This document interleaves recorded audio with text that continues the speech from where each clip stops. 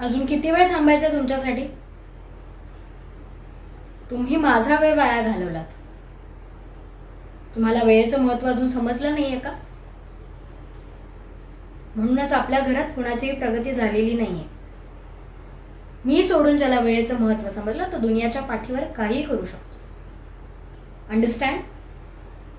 आणि आई, तू नेहमी यांचंच गारणं सांगत आलीस. तुलाही नाही समजलं वेळेचं महत्त्व? जो वेळेचं बंधन पाळतो तो सर्व बंधनातून तुटून जातो.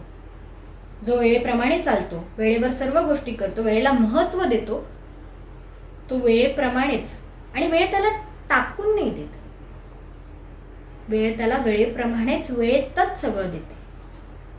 आणि जे लोक वेळ पाळत नाहीत ते जास्त आपल्या आयुष्यात रडगाण्याला महत्त्व देतात आणि रडत बसतात आणि सर्व आयुष्याची गणितच चुकून जातात. आणि मग ते असे फसतात की त्या दलदलीतून त्यांना बाहेर पडता येत नाही. आणि मग रडत बोलतात की आम्ही हे वेळेत केलं असतं तर बरं झालं असतं. आता वेळ निघून गेल्यावर त्यांची चिंता करण्याची काय गरज ना? तुम्ही आधी ते वेळेत केलं असतं तर ते असं झालं नसतं. आणि अनघा, तू कधीच वेळेला महत्त्व दिलेलं नाहीये, म्हणून तू आज फसली.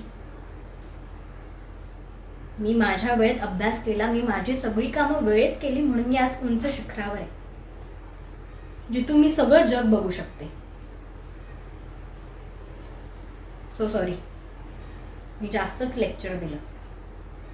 तुम्ही माझा वेळ वाया घालवला. मी थांबू शकत नाही. बाय.